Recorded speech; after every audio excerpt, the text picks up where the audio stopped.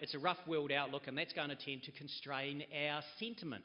And if it doesn't constrain our confidence about ourselves and the economy over the next year, it's going to definitely do what it's been doing for the past 3 to 4 years, and that's to make us think 2, 5, a dozen times before we act on our confidence and buy capital goods, consumer goods, and hire people. Because this is where a lot of analysts have got themselves completely bamboozled over the past couple of years in New Zealand.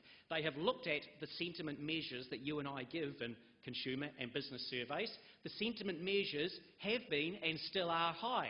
And in the past, pre-GFC, when you see a sentiment measure up there, you know it means your economy is going to grow 4 to 5%.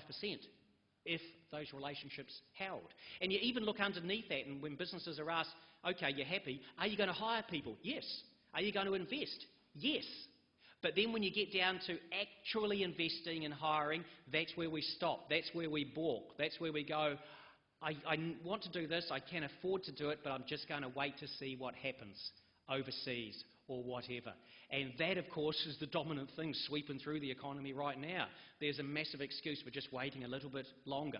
On top of myself for the past 18 months saying, if I was in retailing, then I think my optimal strategy would be plan to miss the first 3 months of the spending surge when it comes. That following that strategy is a hell of a lot better than trying to pick a time when the surge will come and building up inventories for it. This one can easily catch you out, whereas if you're doing a bit of a scramble further on, I think that's the policy of least regret. And that's sort of how we sometimes have to look at some of our decisions, in this sort of environment. What generates for me the least regret, as it were. So it's a bit wimpish, I know, especially in light of one of the things I'll say in a few minutes regarding the labour market. Anyway, we've only grown by 1.1% in the past year in New Zealand. We thought it was a wonderful 1.4%. Which sounds good overseas. When I was in Europe, I'd say I've got sort of good news and bad news about New Zealand economy. The bad news is we only grew 1.4% last year, and I watched them and they sort of get it. The good news is we grew 1.4% last year compared with, back in a recession in the UK, etc. Actually, the numbers just got revised. We actually didn't accelerate from 1.2% in 2010 to 1.4% last year. We slowed down from a revised 1.5% in 2010 to 1.1% last year, even with all the spending we did, 500,000 TVs, etc., associated with the Rugby World Cup. So we've sort of had that stimulus and didn't really amount to much. I think the whole thing sort of fizzed out like the final game there. Yeah, 1 point difference, low scoring, but it was sort of boring, wasn't it? So, heck, victory's a victory. On the home soil, yeah, okay, it's sort of half a victory. But never mind, I just don't watch rugby. I've watched one game in 6 years, that was it, and I'll give another go in 6 years' time, shall we say. Anyway, so where we're looking at here, we have chugged along with very weak growth in New Zealand over this last 3 years because we've been concerned about events overseas, because the currency's been relatively high as well, because we ourselves have been deleveraging. Now, I use the term deleveraging as opposed to paying down our debt. Now, this is what many people have done overseas. They have got down the nominal level of their debt by 5 to 10% for households in the UK and the US, etc. Not us Kiwis. No. We haven't sort of been shocked by these sort of events. We see things overseas and we go, these are shocking events, but we don't feel it. We felt pain and fear when we embraced the reforms in the 1980s and the early 1990s in New Zealand, but we don't feel that. We sit back and feel quite chuffed that the Chinese need to buy our stuff for the next few centuries or the millennia that they're operating on, so we're away laughing there. We're quite chuffed that we went into the global financial crisis with the banks already having sort of had the shit kicked out of them back in the late 80s and early 90s, and so we didn't see the bad lending.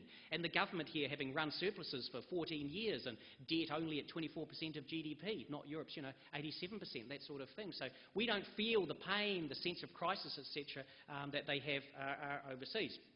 Now, where did that come from? I think I was going to give an outlook on something. So we're not panicking about anything generally. It was going to be, why haven't we spent up over the past 3 years? Because we have deleveraged, meaning instead of our household debt going up by 10% per annum leading into 2008, it's been going up just 1% per annum over about each of the last 3 years. Yes, the ratio of household debt to income has improved. That's the deleveraging.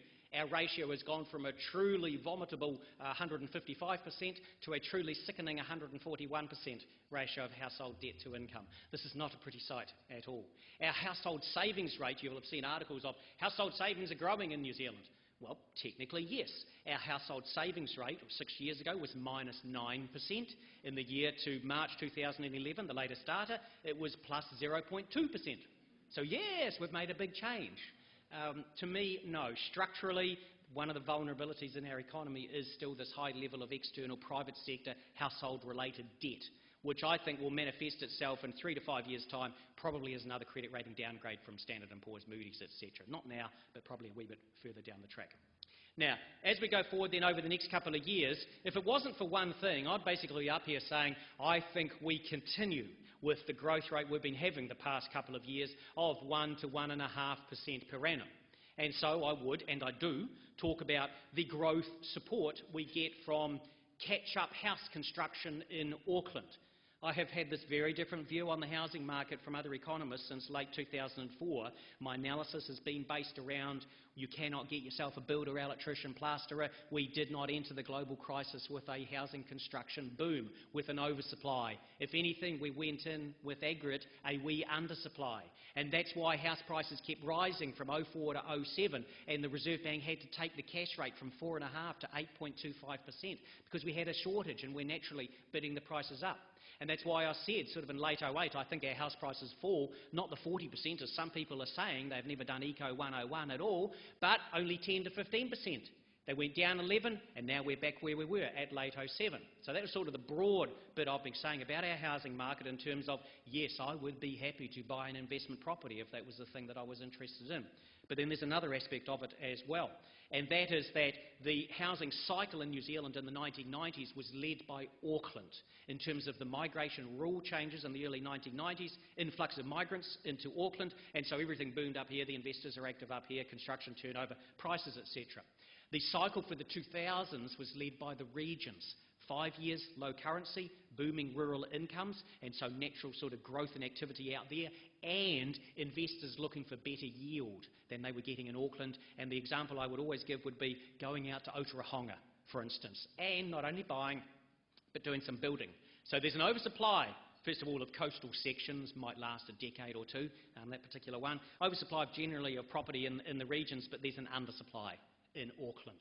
And there will come a period of catch-up construction. And now it is starting, and it will be a good supporting factor for our economy. And in particular, what we have in operation now is not just general realisation the house prices aren't falling, they're rising, and yes, there's a shortage, maybe I want to do something about that. What you also have is this other phenomenon I've spoken about, the young people now entering the housing market, the household formation process. You see, they stopped doing that from 4 years ago when, never having had a mortgage, and they're seeing talk of Great Depression, they're wondering, I wonder if banks will lend on the security of houses ever again. If they do, I wonder what size of deposit I need. I'd better save one up. I don't know if I'm going to have a job in the very near future. And I see these forecasts of house prices falling 40%. I'd be a mug to buy, wouldn't I? And what you've had is this growing stack of young people sort of sitting at home, sitting on the couches, as they do, ranked up there, sort of texting each other, this sort of thing. It's, whatever, it's a modern phenomenon, I suppose. And now they want to leave home, partly because the parents want to boot them out, one would suggest. But now you've got this big cohort of young people coming into the housing market. And I can almost see this explicitly in the monthly survey I've been doing for a year with the Real Estate Institute of New Zealand, where we ask agents a variety of questions. One is, are you seeing more or fewer young people in the market? And for the past few months, it's been more young people in the market. And I also ask, do you see more or fewer investors? And as of 3 to 4 months ago, that switched from fewer to more investors in the market now as well, who will be feeding in the same price range as the young people as well. And so that, of course, is going to drive construction. It's also going to create a pretty horrible socio-economic problem of poor housing affordability, people living in sleep-outs and garages. This is all coming back again. It's going to be quite a problem for the local authorities, predominantly here, a few other parts of the country, but whatever, that's something we need to keep an eye on.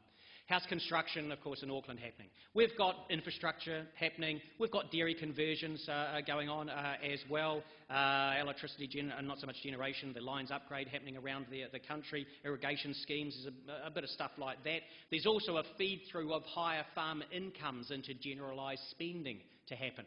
Now, this is a really interesting one, because the general economic cycle in New Zealand sort of is driven by that farming sector. Everything's bad, eventually the cities go bad, and then the interest rates plummet, the exchange rates plummet, and everybody's feeling sad, saying last one out, turn the light off. We go through that sort of scenario. But the currency's low and the world economy recovers, the commodity prices go up, and the farmers cream it with lots and lots of money.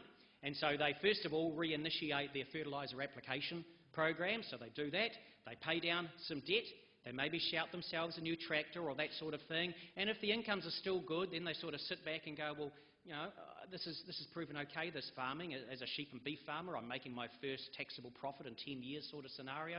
How do I grow my wealth as a farmer?